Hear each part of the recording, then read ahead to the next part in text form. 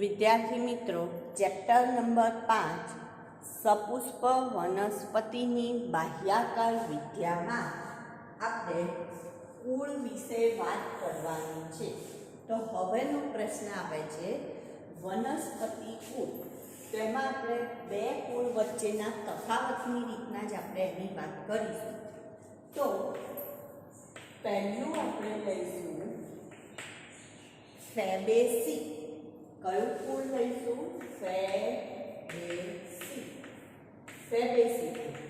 અને એની સાથે આપણે તફાવતમાં લઈશું લીલિએસી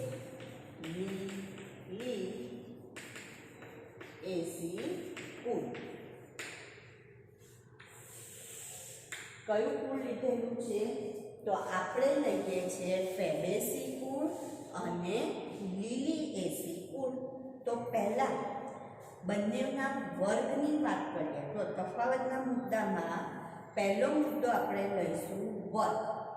પહેલો મુદ્દો કયો લઈએ છીએ? આપણે વર્ગનો લઈએ છીએ. તો જે પહેલો મુદ્દો લઈશું વર્ગ.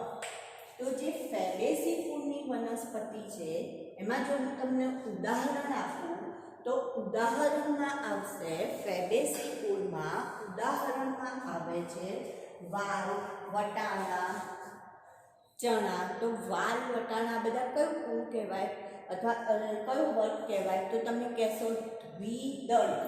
તો ફેબેસી કુળ એ કઈ વર્ગની વનસ્પતિ છે? તો કે દ્વિદળી વર્ગની વનસ્પતિ છે. કયા વર્ગની છે? દ્વિદળી.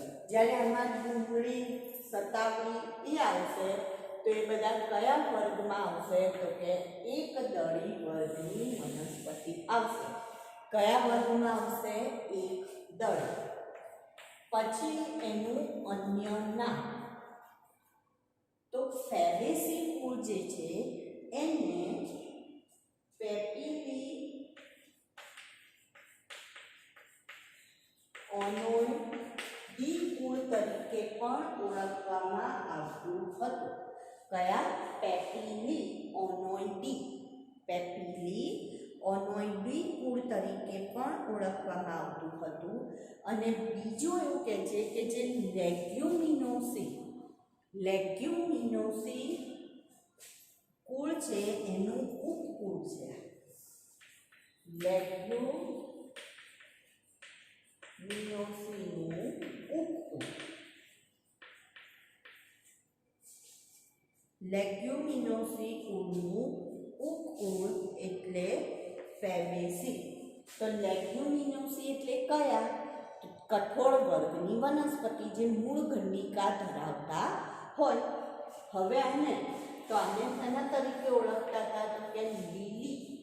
અન્ય નામ કયા કુળ તરીકે? તો કે લીલી કુળ તરીકે ઓળખતા હતા. શું નામ આપેલું હતું એને? લીલી કુળ. આવું નામ આપેલું હતું. ત્યાર પછી આપણે વાત કરીએ એનું પ્રકાર. તો જે ફેબેસી કુળ છે એનું પ્રકાર જે છે એ ટટ્ટાર હોય. કેવું હોય? ટટ્ટાર, સીધું હોય છે. અથવા તો વેલા સ્વરૂપી પ્રકાર જોવા મળશે. કેવા સ્વરૂપી જોવા મળશે? વેલા સ્વરૂપે. અને મૂળ ગંડિકાઓ ધરાવતું હોય છે. જ્યારે લીલિએસી કુળનું પ્રકાર છે એ ખાસ કરીને ભૂગર્ભીય પ્રકાર હોય. કેવું પ્રકાર હોય? તો કે ભૂગર્ભીય પ્રકાર હોય.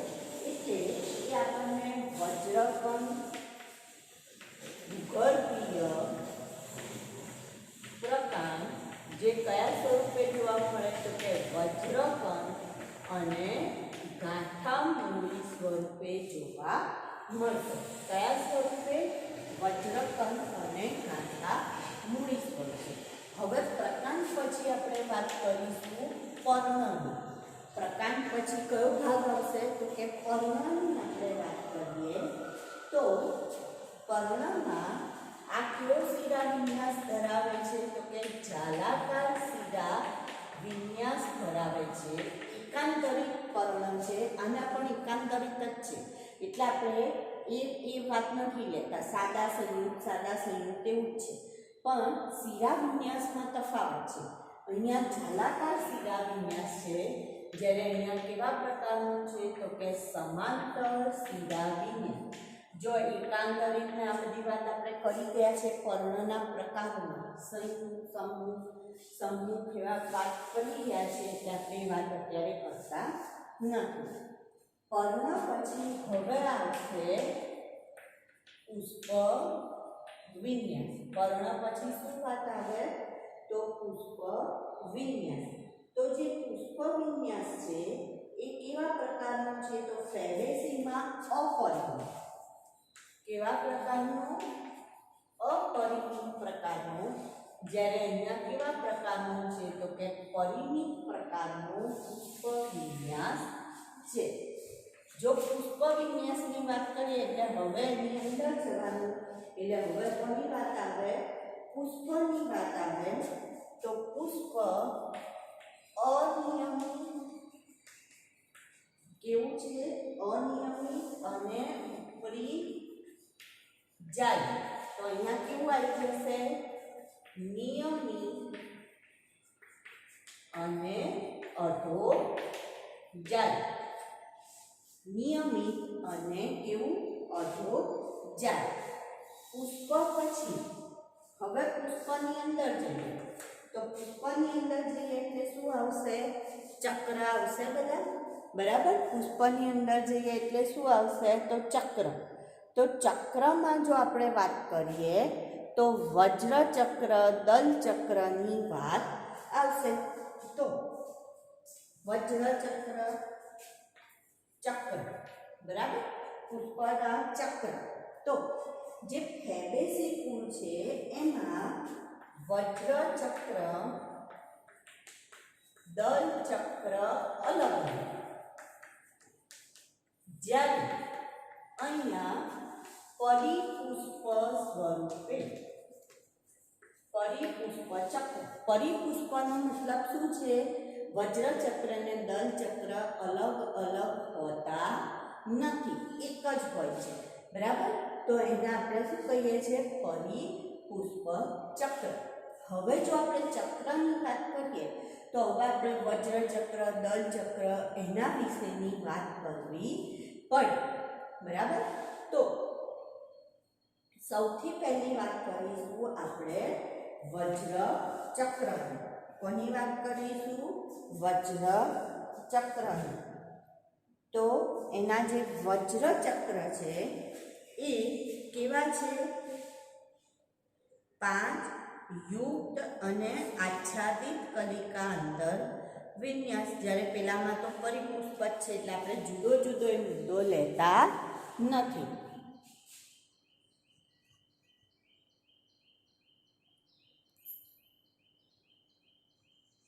હવે અહીંયા જ જોઈએ. ઓકે, ચલો અહીંયા જ આપણે તફાવતમાં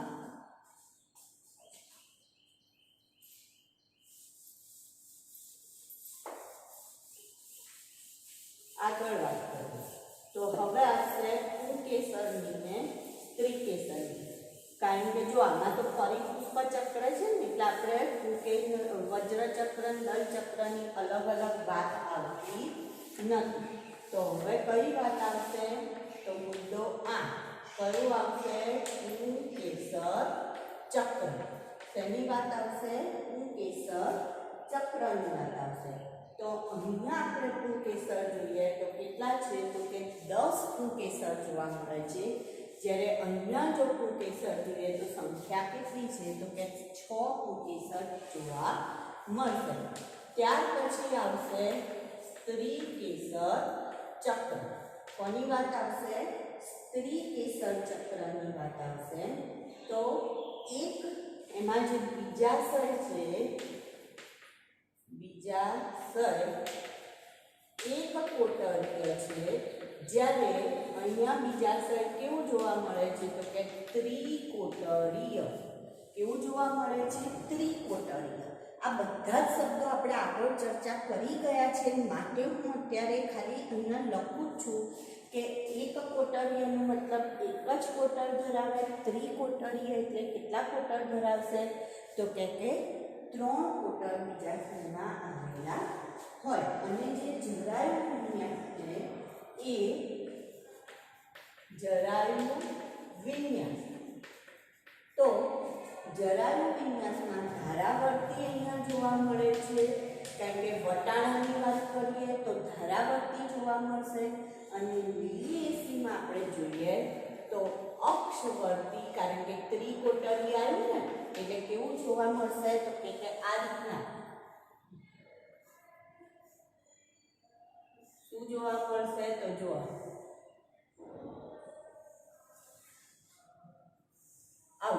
આવું બીજાશય જોવા મળશે. અને અહીંયા 1 2 3 આ રીતના જરાયુ ગોઠવાયેલા હશે. તો આ 1 2 અને 3 કોટર બની જાય છે, માટે શું કહેવાય? એને ત્રિકોટરીય. અને આવા અક્ષ પર, આ જે અક્ષ છે જરાયુ કેવા બને છે? અક્ષવાળા. અને એના ઉપર અંડકની ગોઠવણી થઈ એટલે એને શું કહેવાય? અક્ષવર્તી. જ્યારે આપણે જરાયુ વિન્યાસ ભણાવ્યું ત્યારે મેં આ મુદ્દો સમજાવ્યો હતો. એટલા મેં શું કરું કે આ બધું આપણે આગળ ચર્ચા કરી ગયા છે, માટે અત્યારે હું ખાલી આ અહીંયા લખી રહી છું. બરાબર? સારું. હવે એનાથી આગળ જો આગળ આપણે ઉપરી જાય, આને શું લખ્યું હતું? ઉપરી જાય. અને આ કેવું હતું? અધો જાય. ઉપરી જાયનો મતલબ બીજાશય ક્યાં હશે? ઉપર કે નીચે? તો અધસ્થ હશે. અને અહીંયા બીજાશય ક્યાં હશે? અધો જાય છે તો બીજાશય ક્યાં હશે? ઉચ્ચસ્થ હશે. હવે એનાથી આગળ ચક્ર પૂરા થઈ જાય. બરાબર? તો પછી ચક્ર પછી કોની વાત આવશે? તો ફળની વાત આવશે. ફળ. તો ફળ જે છે એ સિંધી પ્રકારનું હોય છે અને અહીંયા પ્રાવર પ્રકારનું હોય છે. હવે આ શબ્દ તમારા માટે નવો આવ્યો. જ્યારે આપણે ફળના પ્રકારની વાત કરી હતી ત્યારે આપણે એમાં એક જ અષ્ટિલાની વાત કરી હતી. અષ્ટિલા એટલે કે જે થળિયા ધરાવે છે એની જ આપણે વાત કરી. અનઅષ્ટિલા એટલે કે જેમાં થળિયા હોતા નથી. એવી જ રીતના બીજો પ્રકાર છે સિંબી અને પ્રાવર. સિંબીનો મતલબ એવો થાય જે ફળમાં સ્ફોટન જ્યારે થાય, જે પેલું બીજાશય છે, બીજાશય ફાટે અને અંદરથી ફળ આમ બહાર નીકળે, તો એ જે સ્ફોટન છે એ સ્ફોટન જો 2 ધારેથી થાય, ફળમાં સ્ફોટન કેટલી ધારેથી થાય? 2 ધારેથી થાય તો એને સિંબી અથવા સિંબ ફળ કહેવાય.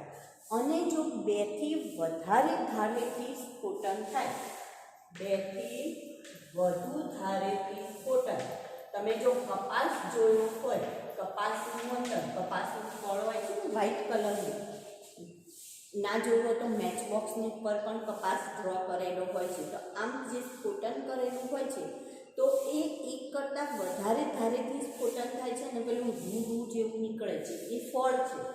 તો 2 થી વધુ ધારેથી સ્ફોટન થાય તો એવા ફળને કેવા પ્રકારનું કહેવાય? પ્રાવર પ્રકારનું ફળ કહેવાય. તો અહીંયા સિંબી પ્રકારનું ફળ અને અહીંયા કેવા પ્રકારનું છે? તો કે પ્રાવર પ્રકારનું ફળ હોય છે. પછી ફળ પછી કોની વાત આવશે? તો કે બીજની વાત આવશે. તો અહીંયા અગુણપોષી અને અહીંયા આવશે, પેલી બાજુ આવશે ગુણપોષી. તો આ શબ્દ પણ તમે સમજી ચૂક્યા છો કે અગુણપોષી એટલે કે ખોરાકનો સંગ્રહ બીજપત્રમાં જ થશે, બીજો કોઈ જુદો વિસ્તાર નથી. જ્યારે ગુણપોષી એટલે ખોરાકના સંગ્રહ માટે બીજો બીજપત્ર તો છે પણ એના સિવાય પણ બીજો વિસ્તાર આવેલો છે. અને છેલ્લે આપણે એના ઉદાહરણ લઈએ તો ઉદાહરણમાં મગ, વાલ, વટાણા એ ઉદાહરણ. અને જો અહીંયા ઉદાહરણ લેવું હોય તો ડુંગળીનું ઉદાહરણ લઈ શકાય, કુવારપાઠું, સતાવણી, આનું ઉદાહરણ લઈ શકાય. હવે જો આ લોકોનું આર્થિક મહત્વની આપણે એક વાત કરીએ, એક મુદ્દો આપણી ચોપડીમાં આપેલો છે. તો ફેબેસી કુળમાં જોઈએ તો પહેલું તો ચણા, તુવેર, મગ, વાલ, વટાણા બધા શેમાં ઉપયોગમાં આવશે? ખોરાક તરીકે આપણે એમનો ઉપયોગ કરીશું, સોયાબીન ને બધું.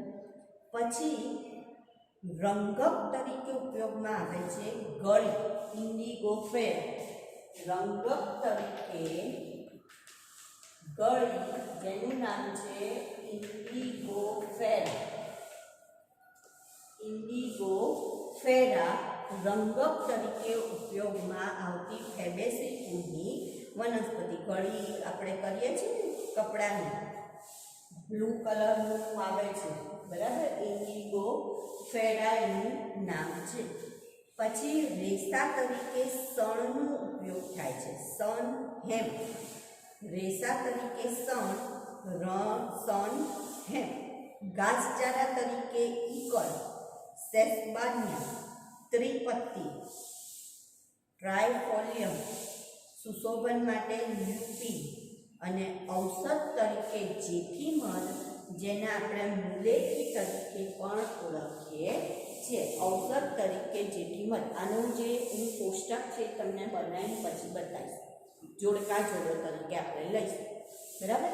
એવી રીતના લીલિએસી કુળ જે છે એની અંદર જોઈએ આપણે લીલિએસી કુળ, તો એમાં ટ્યુલિપ જે છે એ સુશોભન માટે, વચના અથવા એને ગ્લોરિયોસા કહેવાય, એ પણ સુશોભન માટે.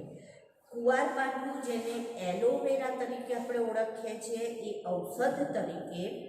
શાકભાજીમાં આવશે શતાવરી, એસ્પારેગસ અને કોલ્ચિકમ.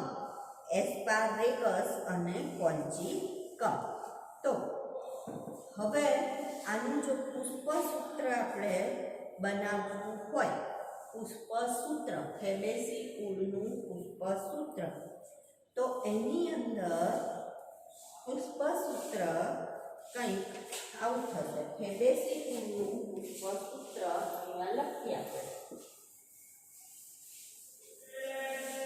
ફેબેસી કુળનું પુષ્પસૂત્ર લખીએ આપણે. જો ફેબેસી કુળ અને લીલિએસી કુળના પુષ્પસૂત્રની વાત કરીએ આપણે, તો સૌથી પહેલાં આપણે ફેબેસી કુળમાં શું કીધું હતું, કેવું પુષ્પ છે? તો અનિયમિત પુષ્પ છે, દ્વિલિંગી પુષ્પ છે, વજ્રપત્ર 5 અને કેવા છે તો કે યુક્ત હોય છે. દલપત્ર 5 છે, પણ જો ગોઠવણી કેવી, તો 1 + 2 + 2. આનો મતલબ આ પતંગિયાકાર થશે. કઈ રીતના? તો 1 આ રીતના, 2 આ રીતના, અને બાકીના 2 જે છે એ અહીંયાથી આ રીતના જોડાયેલા થશે. અહીંયા એટલે જોડાયેલા છે માટે એને આપણે કેવું કહીએ છીએ? પતંગિયાકાર કહીએ છીએ ને, બરાબર, એટલે પતંગિયાકાર. પછી આવશે એ 10 છે, એમાં દ્વિગુચ્છી છે, 2 ગુચ્છી છે.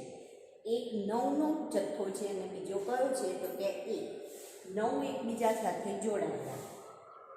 જે બીજા સર છે એ સ્ત્રી કેસર, એક કોટરી એટલે એક સ્ત્રી કેસરી, અને કેવું છે ઉચ્ચસ્થ કે અધસ્થ, તો બીજા સર ઉચ્ચસ્થ, અને એનો મતલબ પુષ્પ કેવું હશે તો કે અધો જાય. એવી જ રીતના અહીંયા જોઈએ તો અહીંયા આપણને જોવા મળશે બિયારનો મતલબ શું થાય? તો બિયારનો મતલબ થશે કે નિપત્રી છે, નિયમિત છે. પછી શું આવશે? દ્વિલિંગી. હવે અહીંયા પરિપુષ્પ, તો 3 + 3 દલ લગ્ન, પરિપુષ્પ લગ્ન એટલે પરિપુષ્પ સાથે જોડાયેલા છે કેસર, એ પણ દ્વિગુચ્છી છે, 6 છે, પણ 3 + 3નો જથ્થો છે, અને બીજા શ્રેણીમાં G3. તો આ 2 કુળની વાત કરી આપણે. ત્રણેય કુળની જે હજી ત્રીજું કુળ લેવાનું છે સોલેનેસી, એ ત્રણેય કુળની જે આકૃતિ છે, હું આકૃતિ તમને પછી દોરું એના વિશે વાત કરીએ. હવે ફરીથી આપણે બીજો પ્રશ્ન આવે છે કે તફાવત આપો ફેબેસી અને સોલેનીસી કુળ. કયા બે કુળ વચ્ચેનો તફાવત કહીએ છીએ આપણે? ફેબેસી અને સોલેનીસી. તો એમાં પણ આપણે પહેલો મુદ્દો લઈએ તો પહેલો મુદ્દો આવશે, પેલામાં વર્ગ લીધો તો આમાં આપણે ઉપરી વર્ગ લઈએ તો આને મુક્ત દલા કહેવાય. અને આ કેવા છે તો કે યુક્ત દલા ઉપરી વર્ગ આવશે. આ મુક્ત દલા અને પેલા કેવા યુક્ત દલા તરીકે ઓળખાય છે. અન્ય નામ તો આનું તો કયું હતું? પેપિલિઓનોઇડી. જ્યારે સોલેનેસીને બટાટાના કુળ તરીકે ઓળખવામાં આવે. શેના તરીકે ઓળખીશું? બટાટાના કુળ તરીકે. ત્રીજું પ્રકારની વાત આવશે. હવે ત્રીજું શું આવે? પ્રકાર. તો આનું પ્રકાર કેવું હતું? તો કે કટ્ટા, સીધી, વેલા સ્વરૂપી પ્રકાર જોવા મળશે. હવે અહીંયા બટાટા હોય તો ક્યાં હશે? ભૂગર્ભીય જ હોય ને, એટલે શું લખીશું? ભૂગર્ભીય. જમીનની નીચે આપણને જોવા મળશે.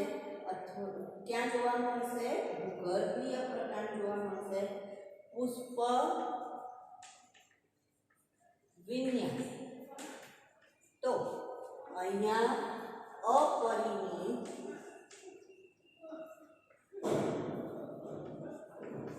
અને ત્યાં કેવો આવશે? પરિમિત પ્રકારનો પુષ્પ વિન્યાસ. કેવા પ્રકારનો? પરિમિત. અપરિમિત અને પરિમિત પ્રકારનો પુષ્પ વિન્યાસ. હવે પુષ્પ વિન્યાસ આવ્યું તો હવે કોની વાત આવશે? પુષ્પની વાત આવશે. બરાબર. તો પુષ્પ કેવું? દ્વિલિંગી અને અનિયમિત. તો પેલામાં દ્વિલિંગી પણ કેવું? તો કે નિયમિત. કેવું? નિયમિત. હવે પુષ્પમાં અંદર જઈએ તો હવે શું આવશે? ચક્ર. તો અહીંયા બધા ચક્ર અલગ અલગ છે. તો એમાં પહેલી આપણે વાત કરીએ વજ્ર ચક્ર. પહેલી કઈ વાત કરીએ? વજ્ર ચક્ર. તો એમાં 5 કેટલા સંખ્યા છે? 5 છે. યુક્ત અને આચ્છાદિત પ્રકારનું. કેવા પ્રકારનું જોવા મળશે? આચ્છાદિત પ્રકારનું કલિકા અંતર વિન્યાસ જોવા મળશે. જ્યારે જો સોલેનીસીની વાત કરીએ તો એમાં ધારાસ્પર્શી 5 જ છે. એમાં પણ કેટલા છે? 5 યુક્ત જ છે. પણ ખાલી તફાવત ક્યાં આવે છે? તો કે અહીંયા ધારાસ્પર્શી પ્રકારનું વજ્રપત્ર અથવા વજ્રચક્ર જોવા મળશે. કેવા પ્રકારનું જોવા મળશે? ધારાસ્પર્શી. પછી આવશે દલપત્ર અથવા દલ ચક્ર. તો હવે જો અહીંયા જોઈએ તો 5 મુક્ત અને કેવા આકારના? પતંગિયાકાર. કેવા?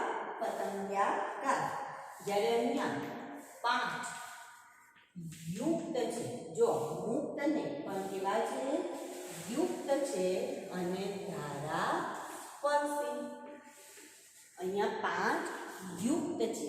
યુક્ત, મુક્ત નથી. અહીંયા મુક્ત હતા ત્યાં યુક્ત છે અને ધારાસ્પર્શી. હવે આપણે લઈશું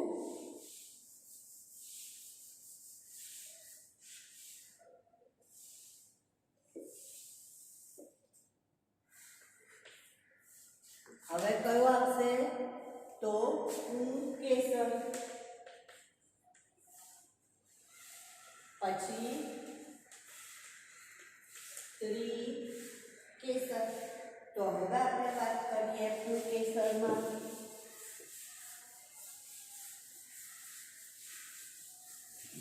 તો જે પુંકેસર છે એની અંદર જોઈએ તો અહીંયા પુંકેસર કેટલા તો કે 10 અને અહીંયા કેટલા જોવા મળે છે 5. પહેલામાં 6 જોવા મળતા હતા લીલીમાં, સોલેમાં કેટલા જોવા મળે છે 5 જોવા મળે છે.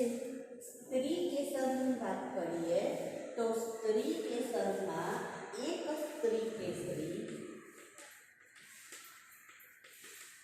અને અહીંયા દ્વિસ્ત્રીકેસરી એટલે કે બીજા છે કેટલા કોટરવાળું છે તો એક કોટરવાળું છે અને ત્યાં બીજા છે કેટલા કોટરવાળું છે તો કે દ્વિકોટરવાળું છે.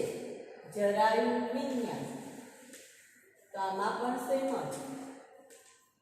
અહીંયા કયો આવશે ધારાવર્તી, અહીંયા કયો આવશે અક્ષવર્તી જોવા મળે છે. પછી આવશે ફળ. તો ફળમાં સિંહ અને અહીંયા પ્રાવર આપણે વાત કરી ગયા છે. બીજ અવૃણ પોષી અને અહીંયા કયું આવશે ઋણ પોષી. અવૃણ પોષી, વૃણ પોષી, બીજ. અને છેલ્લે જો એના ઉદાહરણ લેવા હોય તો અહીંયા વાલ, વટાણા, તુવેર, ચણા એવા કઠોળ ઉદાહરણ આવશે. ત્યારે અહીંયા રીંગણ, બટેટા, ધતુરો એના ઉદાહરણમાં આવશે. બરાબર. અને આજે રીંગણ બટેટા તો એમાં જો રીંગણ બટેટા એ બધું છે એમાં ટામેટા શાક તરીકે, મરચા મસાલા તરીકે. ઔષધમાં આવશે બેલાડોના, અશ્વગંધા, બેલાડોના અને અશ્વગંધા. ધૂમક ફ્યુમિગેટર, પછી તમાકુ ટોબેકો. અને સુશોભન માટે આવશે પિટુનિયા. કયું પિટુનિયા. અને આમાં પણ દલ લગ્ન છે એટલે સી અને ઈ બંને કેવા છે તો કે બંને એકબીજા સાથે જોડાયેલા છે. હવે આપણે ત્રણેયની જે પુષ્પાકૃતિ છે એ આકૃતિ દોરીએ એટલે તમને વધારે ખ્યાલ આવશે. તો હવે ત્રણેય કુળની જો આપણે પુષ્પાકૃતિની વાત કરીએ તો પહેલાં ફેબેસી.